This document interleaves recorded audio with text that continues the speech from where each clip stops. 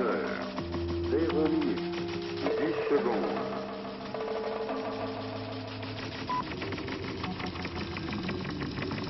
20 heures, 0 minutes, 20 secondes.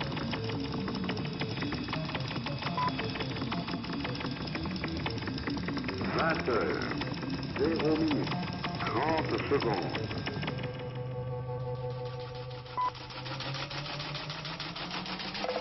20 heures, 0 minutes, 40 Mesdames et messieurs, secondes. bonsoir. Au nom de toute la rédaction et de toute l'équipe d'Antenne 2 qui a préparé ce journal, permettez-moi de vous souhaiter d'ores et déjà un joyeux Noël. Cette nuit de Noël, dans le monde entier, on se prépare à la vivre le mieux possible. Tout ça parce qu'il y a 2000 ans, dans une petite ville de Judée, Bethléem, aujourd'hui en Cisjordanie, une femme mit au monde son premier-né, l'enveloppa de l'ange, pour reprendre les paroles de l'évangéliste Luc, et le coucha dans une crèche parce qu'il n'y avait pas de place pour eux à l'hôtellerie. 10 secondes. 42 000 pèlerins venus de l'étranger vont célébrer cette année Noël en Israël. Centre de ce pèlerinage, Bethléem, une petite ville située à une dizaine de kilomètres au sud de Jérusalem. C'est la seule ville de Cisjordanie à avoir une majorité démographique chrétienne. La célébration a commencé aujourd'hui vers midi et demi par une procession entre Jérusalem et la ville de naissance de Jésus. Mais en raison des derniers attentats, les mesures de sécurité sont plus rigoureuses que d'habitude. Seuls peuvent accéder à Bethléem les voitures munies d'un permis spécial. 1 minute, 40 secondes.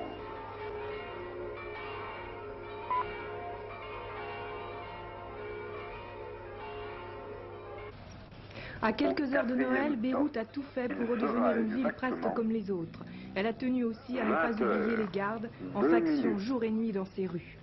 Dès cet après-midi, plusieurs dizaines de Libanais sont allés à Jérusalem pour participer à une prière spéciale organisée par le comité des chrétiens pour le Liban. Le commandant Saad Haddad, chef des milices chrétiennes au Sud-Liban, s'était joint à eux. 20 heures, 2 minutes, 20 secondes. Pour les Russes de tradition, Noël se fête le 7 janvier, une vieille histoire de calendrier mal revu qui date de 1572. 20 Et en ce heures, moment, les moscovites en sont encore aux achats, en préparation de la fête de la Nativité du Christ. Dernier préparatif, dernière répétition. Il y a encore du travail d'ici le 7 20 janvier. heures, 2 minutes, 40 secondes. Мы с тобой, любовь, подняли груз. Расходил невелика беда. Au 4e temps, il sera exactement En 20 France, nous heures, retiendrons les messages 3 des évêques minutes. de Metz et de Nancy. Tous deux ont tenu à manifester leur inquiétude devant l'aggravation du chômage en Lorraine. Ils ont déclaré, je cite, « Avons-nous le droit de fêter Noël ? 20 Non, heures, si cette fête signifie 3 ignorer minutes, l'angoisse des 10 chômeurs. secondes. Oui, si fêter Noël signifie partager les espérances de tous les hommes de bonne volonté. » Monseigneur Jean Bernard, évêque de 20 Nancy, heures, et Monseigneur Mélager, 3 évêque minutes, de Reims, 20 vont célébrer la secondes. messe de minuit au milieu des travailleurs de Longwy. Avec nous ce soir, Monseigneur Marty, cardinal 20 archevêque de heures, Paris. 3 Oui, Monseigneur, minutes, comment 30 célébrer Noël, secondes. comment annoncer un message de paix et de joie dans un environnement qui n'est pas très rose? Vous avez raison, 20 je suis tout heureux 3 minutes, des interventions 40 qu'ont faites secondes. Monseigneur de Metz, de Nancy et de Reims, car Noël, c'est sans doute pour nous chrétiens la grande joie, Au à côté 4e de temps, Noël qui il quelquefois sera est profane. exactement Quand on voit les 20 vitrines, heures, qu'on voit 4 minutes. tel journaux. Mais il y a aussi, il reste toujours le Noël de la souffrance. Et le chômage est certainement actuellement, dans cette crise économique, la plus grande 20 heures, souffrance. 4 Je plains minutes, les familles, 10 qu'elles secondes. soient ouvriers, qu'elles soient cadres, ou des enfants ou leur papa chômeur. Je plains les jeunes aussi, qui à 20 l'entrée de la heures, vie 4 ne trouvent minutes, pas ce droit 20 essentiel, secondes. un droit aussi important que celui du mariage, le droit au travail.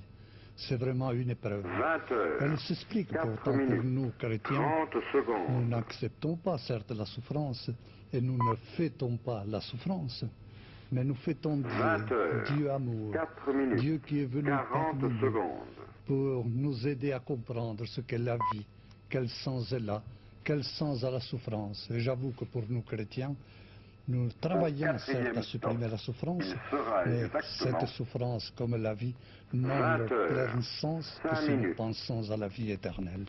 Monseigneur, comment, à la fin de cette année 78, percevez-vous l'Église de France? On lui reproche souvent d'être timide, on reproche notamment à l'épiscopat d'être beaucoup trop timide. Comment percevez-vous cette Église et comment percevez-vous la communauté chrétienne en France? Moi, j'ai très grande confiance actuellement à l'Église de France. Vous voyez, depuis 40 ans, l'Église de France a pris une orientation missionnaire très forte. Car nous sommes, c'est vrai, dans un pays où il n'y a plus la même foi chrétienne qu'il y avait autrefois. Nous avons besoin, dans les milieux de vie, d'être tout particulièrement attentifs à ceux qui ne connaissent pas Dieu, qui ne savent pas. Et puis aussi, la France se prévaut d'avoir toujours envoyé des missionnaires dans tous les pays du monde. Alors actuellement, je trouve qu'il y a une poussée très forte dans ce sens missionnaire qui a été voulu par le Concile Vatican II. Et j'ai espoir que demain, des missionnaires, prêtres, religieuses, laïcs, non seulement seront nombreux pour travailler en France, mais iront encore dans les autres pays. Monseigneur, une dépêche m'apprend à l'instant qu'à Écho, Monseigneur Lefebvre a ordonné prêtre aujourd'hui 6 jeunes séminaristes. Monseigneur Lefebvre, c'est une écharde dans la chair de l'Église. Que pensez-vous de cette nouvelle? C'est une très grande tristesse pour moi. Vous me l'apprenez ce soir. J'avais espoir ces temps-ci que peut-être on pourrait arriver à une entente, à une communion qui reviendrait dans l'Église et l'obéissance au Concile et au Pape. Et ce soir, je souffre pour lui. Je souffre aussi pour ces jeunes qui viennent d'être ordonnés. Car que vont-ils être demain? À tout à l'heure à Notre-Dame, puisque vous me l'annoncez, je prierai tout particulièrement pour eux. Monseigneur, à Notre-Dame, quelle est la chose la plus importante que vous allez dire dans votre message de Noël? Qu'est-ce qu'il faut retenir? Oh, je veux surtout essayer de dire aux nombreux chrétiens qui seront là, qui sont d'ailleurs plus que des Parisiens en cette nuit de Noël, venus d'un peu partout, de France et du monde, je vais leur dire que la venue de Noël, c'est Dieu parmi nous. Dieu qui est vraiment Dieu toujours, mais qui a été vraiment homme aussi. Et Dieu qui, avec son amour, est toujours parmi nous. Et Dieu qui nous provoque à aimer nos frères. Et je ferai état de toutes les souffrances qu'il y a dans le monde et comme les gestes que nous pouvons accomplir pour traduire cet amour de Dieu aujourd'hui, parce que nous savons, nous chrétiens, que Dieu non seulement est parmi nous, mais qu'il nous transforme dans l'amour. Je vous remercie, Monsieur le Cardinal. J'ajoute que le pape Jean-Paul II a frappé symboliquement à la porte de tous les Romains pour leur porter le message de Noël, paix aux hommes de bonne volonté. Le Saint-Père a demandé aujourd'hui à chaque foyer de lui permettre de se joindre à sa fête de famille avec une pensée particulière pour ceux qui souffrent. En Iran, la violence a repris de plus belle en cette veille de Noël. Téhéran, une personne a été tuée cet après-midi devant l'ambassade des États-Unis. Mashhad, la ville sainte, 3 militaires lynchés par les manifestants. L'agitation a repris alors que le gouvernement tentait de rouvrir les universités occupées. Étudiants et professeurs se sont mesurés une nouvelle fois à l'armée. Il faut dire que cette armée n'est pas un bloc monolithique favorable au Shah. La contestation gagne aussi les militaires. Comme ont pu le constater les envoyés spéciaux d'Antenne 2 en Iran, Bernard Benyamin et Daniel Maillot. Pourquoi avez-vous déserté? J'ai déserté pour obéir aux ordres de mon imam, l'ayatollah Khomeini. J'ai déserté parce que je veux combattre avec l'armée de Khomeini, pas avec celle d'Islamique.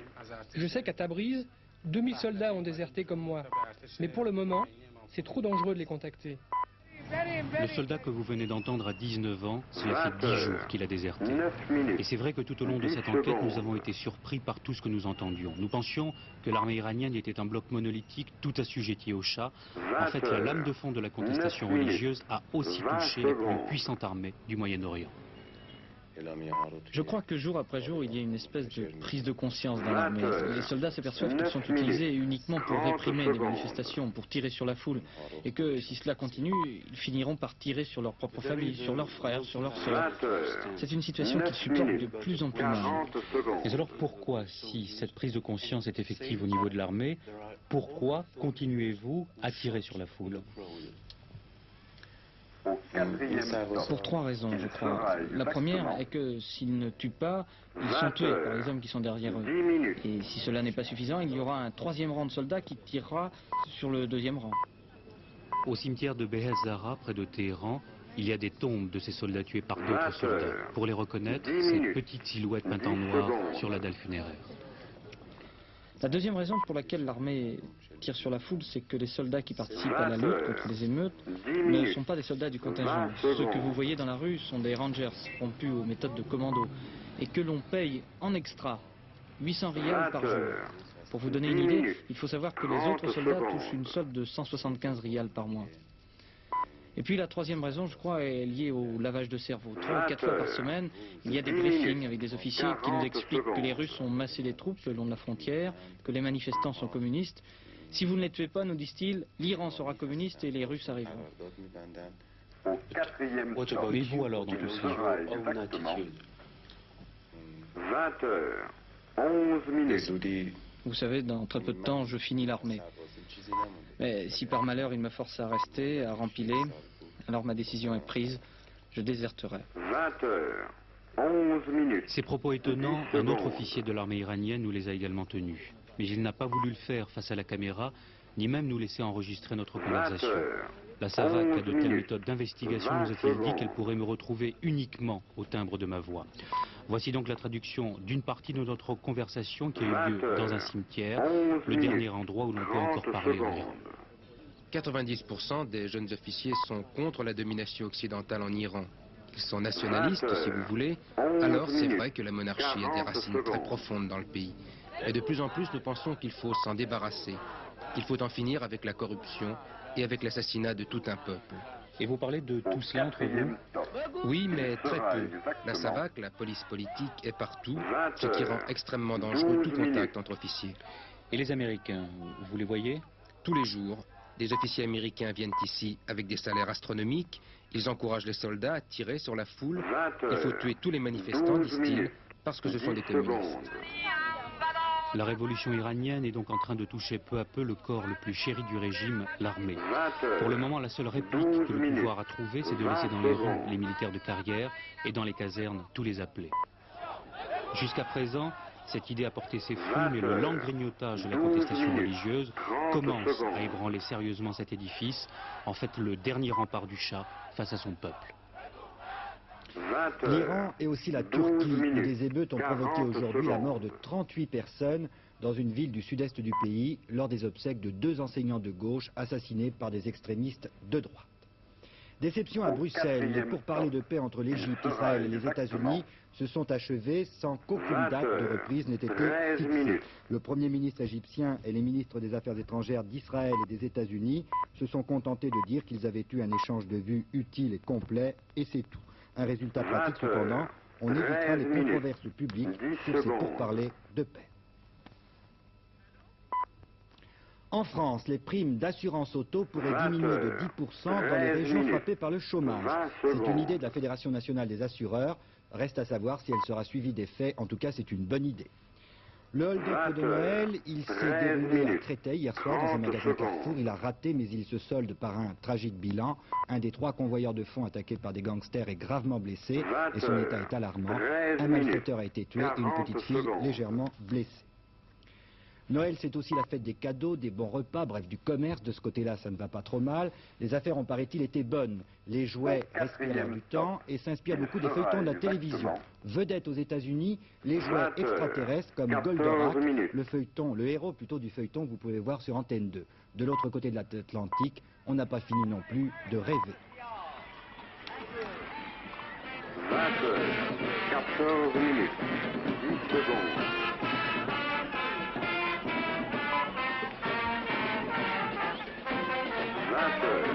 14 minutes, 20 secondes. C'était ce soir-là la grande parade d'Hollywood. Dans le cortège, retransmis pendant 2 heures par les télévisions locales, il y a toutes les vedettes des feuilletons américains. Des vedettes que les enfants peuvent regarder le matin avant de partir pour l'école, le soir ou encore pendant les longs week-ends qui commencent très tôt le vendredi. Cette parade se déroulait le 24 novembre, au lendemain du Thanksgiving Day, la plus grande fête américaine. On donnait ainsi le coup d'envoi des fêtes de fin d'année, période pendant laquelle tous les records de consommation sont battus aux États-Unis.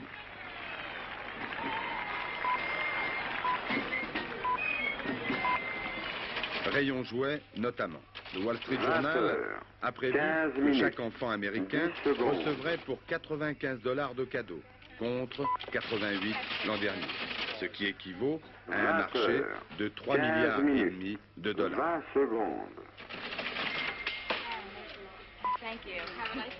Parmi les jouets, depuis Star Wars, la guerre des étoiles, les robots sont au centre des rêves d'enfants.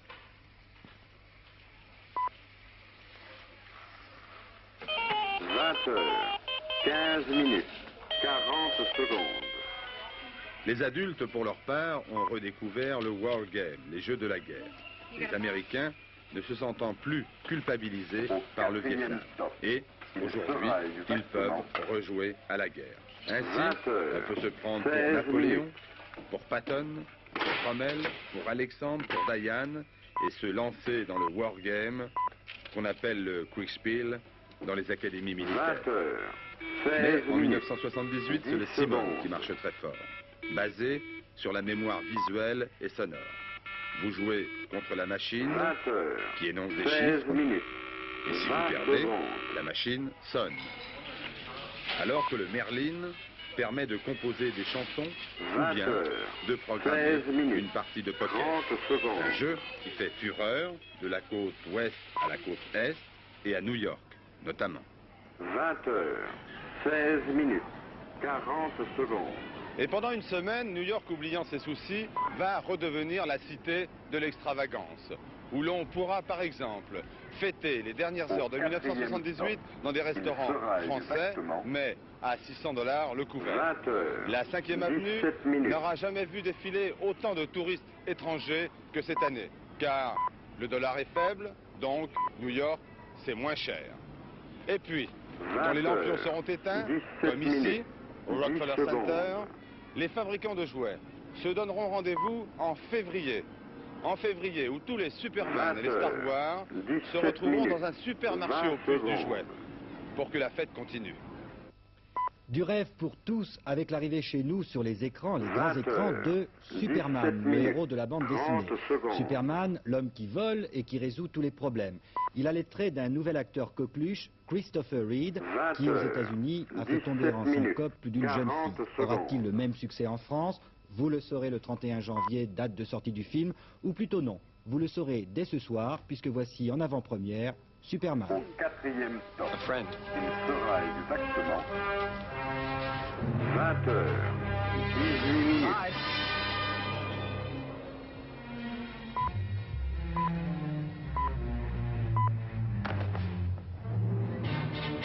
20 heures, 18 minutes, 10 secondes.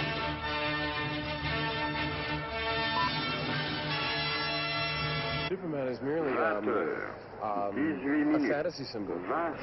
Le film exprime une très grande sexualité, dit Christopher Reed, car tous les psychologues vous diront que dans le rêve, le vol, c'est le pouvoir, le sexe. Many people have had sexual dreams.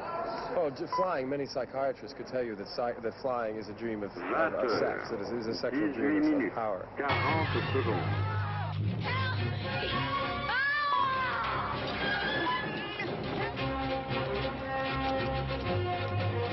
Au 4e stop, il sera exactement 20 heures, 19 minutes. Hey, Jim! Whoa! Excuse me. That's a bad outfit! Whoa! Okay, Craig, 20 heures, 19 minutes, 10 secondes. Look up there! 20 heures, 19 minutes, 20 secondes. Easy, miss. I've got you. You've got me! Who's got you? 20 heures, 19 minutes, 30 secondes.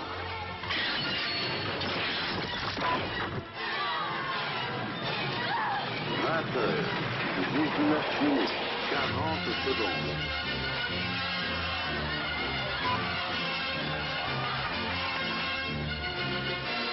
20 quatrième stop. Il sera exactement 20h20.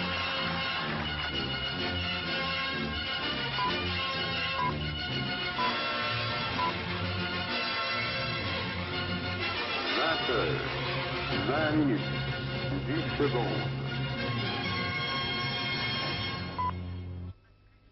Vraiment bravo. Tout à fait autre chose, le soir de Noël, on souhaiterait que personne ne se retrouve seul, sauf si c'est volontaire, car cela existe. Voici l'histoire d'un homme qui a choisi de s'isoler et de trouver dans sa solitude le bonheur et la paix. 30 secondes.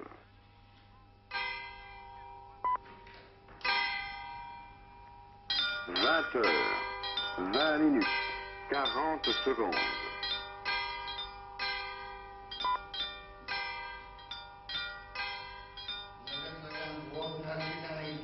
Au quatrième stop, il sera exactement 20h21. И рече Господь Бог, не добро быть человеку единому, сотворим ему помощника по небу. 20h21, 10 secondes. L'Éternel Dieu dit, il n'est pas bon que l'homme soit seul. 20h21, 20 secondes. J'ai 75 ans. J'ai choisi de vivre seul ici. Je suis le conservateur de cette église qui a été bâtie par les anciens du corps expéditionnaire russe en France. À 40 ans, je n'aurais pas pu le faire. Maintenant, à mon âge, c'est différent. Яко милостив и человеколюбный Бог, если тебя славы целаем, Отцу и Сыну Святому Духу, ныне и присно, и во веки веков. Аминь. Dans ce cimetière reposent les soldats russes qui faisaient partie du corps expéditionnaire qui était envoyé en France en 1916, au mois de février.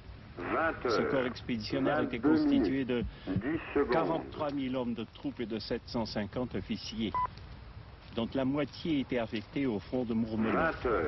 En été, il y a beaucoup de visiteurs. Alexandre Solzhenitsyn est venu ici. Il a voulu se renseigner sur l'histoire du corps expéditionnaire qui était envoyé en France. Il a besoin de ces renseignements pour son prochain livre, qui sera la suite de Août 14. Ils sont nombreux à opposer ici, et personne ne vient jamais de leur pays pour se recueillir sur leur tombe.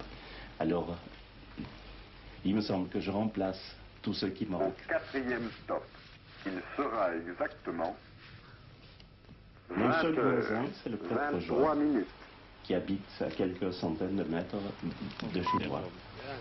Ну как же? Ничего, моему отца и сын Святого Духа. Как пчелки уже не вылетаются. 10 secondes.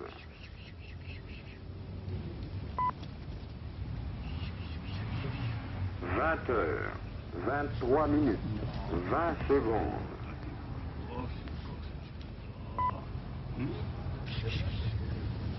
20h. Les travaux de maison, je me débrouille très bien. C'est une question d'organisation. C'était dur au début parce que je ne savais pas comment m'y prendre. Mais avec le temps, je me suis habitué. Ce qui est difficile, évidemment, c'est que je n'ai qu'une petite retraite. Il faut que je fasse très attention à mes dépenses. En quelque sorte, je ne suis pas un bon client pour les commerçants. J'achète très peu, mais il me faut peu. 20h24.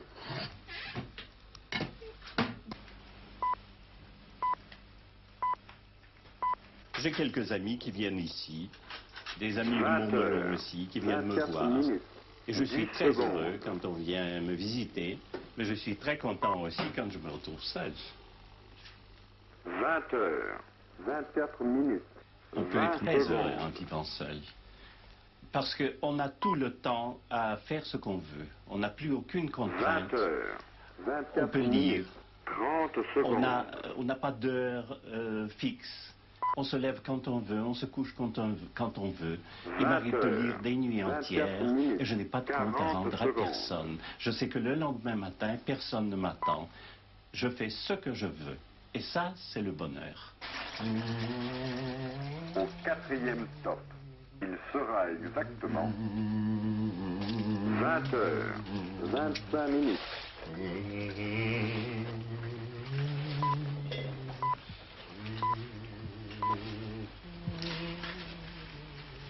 20h25, 10 secondes. Je suis venu ici parce que, après avoir vécu 40 ans à Paris, on a bien envie de se reposer. Et bien ici, j'ai le repos et je n'ai pas le temps de m'ennuyer parce que je me trouve toujours du travail. Je fais des icônes pour l'église, je m'occupe du jardin et puis j'ai une très bonne bibliothèque, j'ai beaucoup à lire. La solitude ne me pèse absolument pas. Je n'ai pas peur d'être malade, peut-être parce que je suis en bonne santé. Et la mort ne me fait pas peur. Je ne sais pas, je ne pense pas à ces choses-là. Je n'ai pas peur de mourir et je ne pense pas à ça, franchement.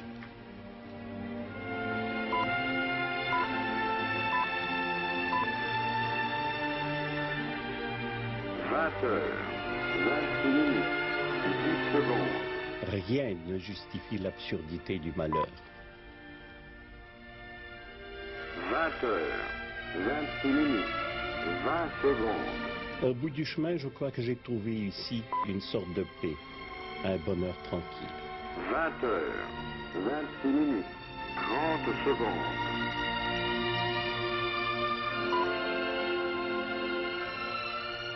20h26. Cela dit, beaucoup se retrouveront seuls ce soir sans l'avoir choisi, parce qu'ils n'ont pas de famille, qu'ils sont malades ou en prison ou démunis.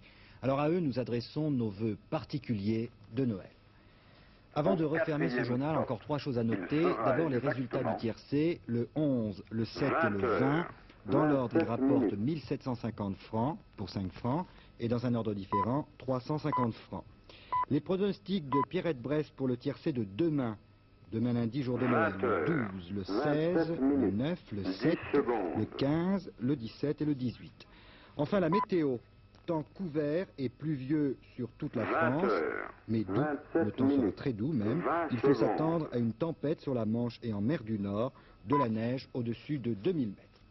Enfin, je vous rappelle qu'il n'y a pas de dernier journal en cette soirée spéciale, où je vous recommande d'ailleurs particulièrement la veillée de Noël d'Antenne 2 à partir de 23h30 qui aura lieu en l'église Saint-Séverin et qui sera présentée par Patrick Poivre d'Arvor. Et puis, une dernière pensée pour nos camarades de Télédiffusion de France qui se trouvent au 9e étage de la rue Cognac-G et qui vont veiller tard dans la nuit au travail pour que vous puissiez recevoir vos émissions de télévision. Eh bien, c'est avec eux et ces images qui nous sont données par notre équipe de Vidéo Légère que nous refermerons ce journal. Betty Duro et toute l'équipe d'Antenne 2 vous renouvellent leurs meilleurs souhaits. Bonne soirée de Noël et à demain, 20h. 20h, 28 minutes, 10 secondes.